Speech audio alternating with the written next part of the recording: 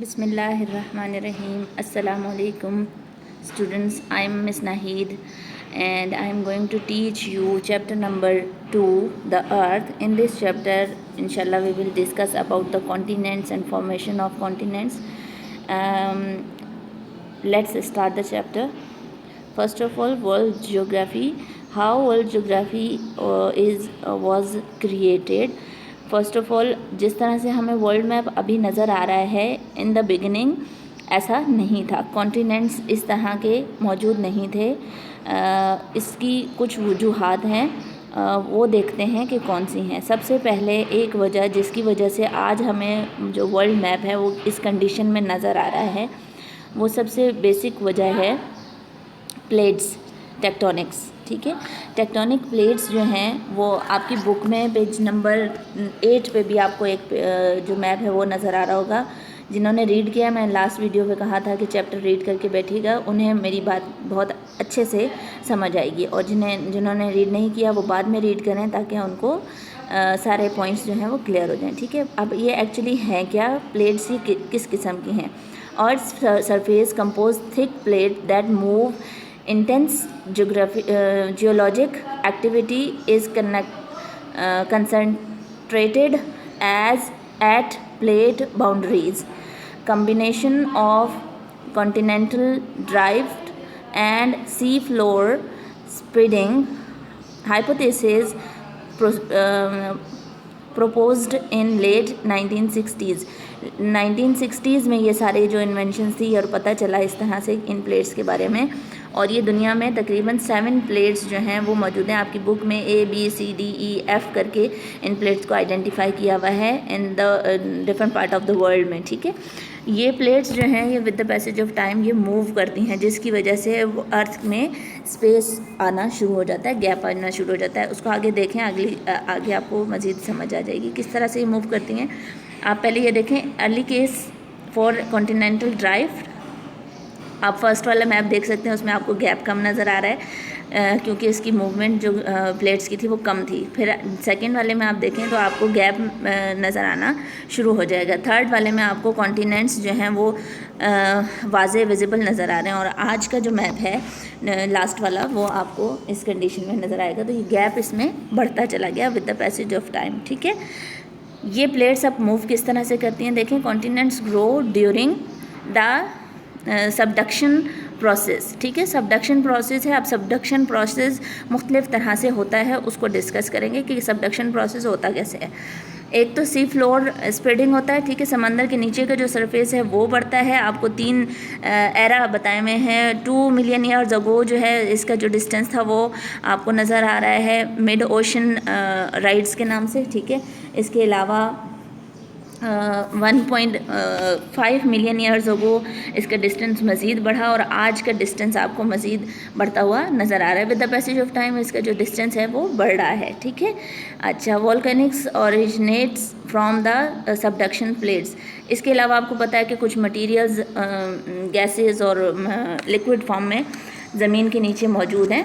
उसकी वजह से भी ये प्लेट्स जो हैं वो मूव होती हैं. जब इनको हीट अप मिलती है और ग्लोबल वार्मिंग होती है तो इसकी वजह से भी इनमें जो हीट है वो ज़्यादा होना शुरू हो जाती है और इन प्लेट्स की मूवमेंट होना शुरू हो जाती है, जैसा कि आपको इस पिक्चर में भी नज़र आ रहा है.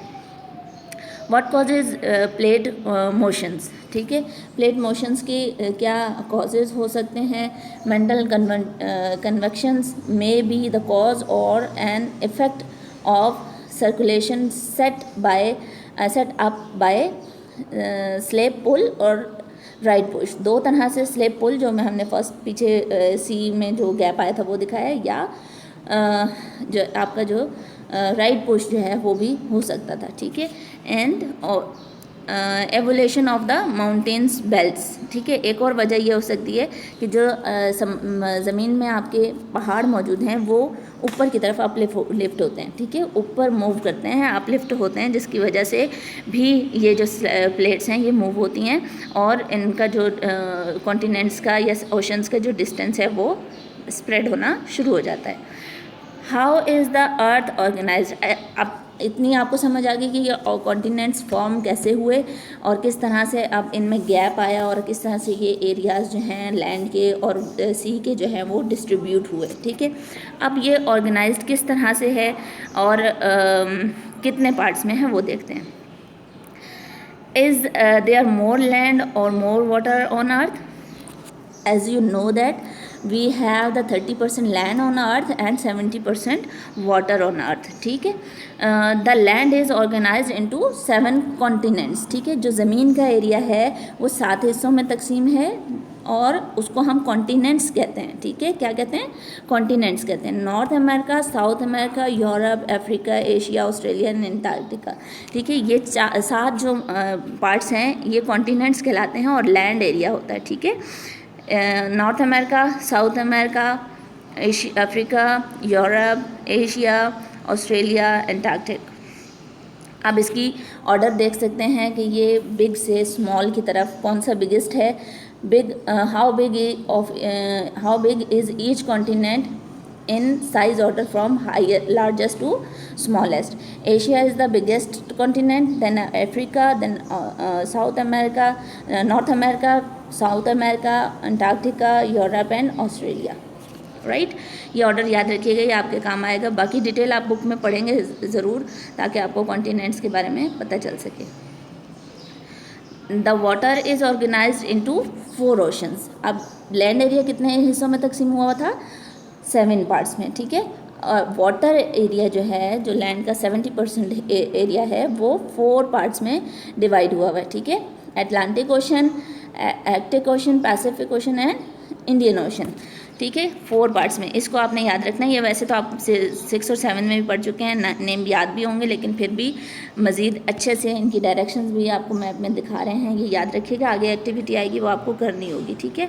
ओशंस के बारे में मज़ीद डिटेल हम आगे दूसरी वीडियो में भी हम आपको मज़ीद डिटेल देंगे कि ओशंस हमारे किस तरह से काम आते हैं। फ़िलहाल आप इनको ये याद रखिए कि ये 4 पार्ट्स में डिवाइडेड हैं। इस तरह से हमारी अर्थ जो है 7 parts of the land and 4 part of the water ये डिस्ट्रीब्यूटेड है। और किस तरह से फॉर्म हुई थी, फॉर्मेशन इसकी किस वजह से हुई थी?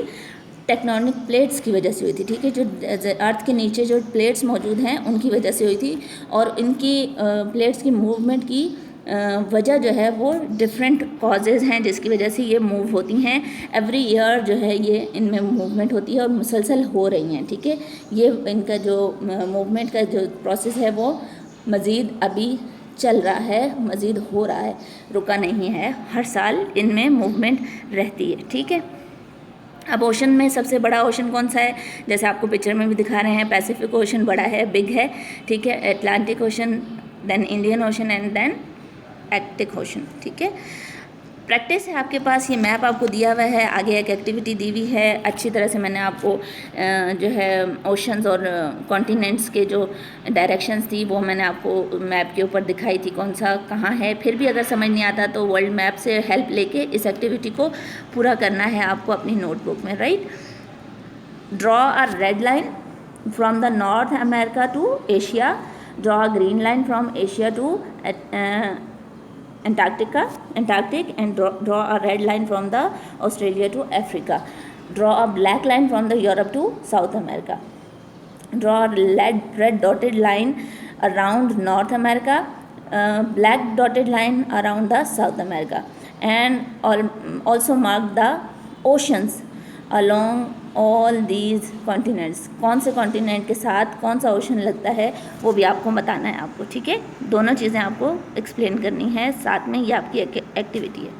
Thank you so much. Home task आपका क्वेश्चन नंबर बुक में आप देखिएगा, क्वेश्चन नंबर 1 और 2 उसको करना है। इसके अलावा जो मैंने आपको कहा बुक में से रीड करना है ओशन और कॉन्टिनेंट के बारे में, एटलीस्ट 5 सेंटेंसेस ओशन के और 5 सेंटेंसेस आपने कॉन्टिनेंट्स के लिखने हैं। टोटल 10 सेंटेंसेस हैं। ये आपको होम टास्क है, बुक में से सर्च करें, नेट में से सर्च करें, उसकी डिटेल आपने लिखनी है, ठीक है, ताकि आपके नॉलेज में इजाफा हो सके। ख़ुद थोड़ा सा सर्च करें, बुक को रीड ज़रूर करके बैठिएगा नेक्स्ट टाइम, नेक्स्ट वीडियो के लिए भी।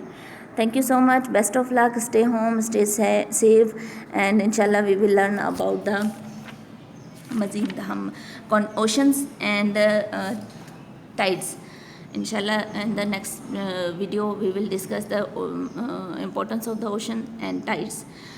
Stay home and stay safe. Allah Hafiz. Best of luck.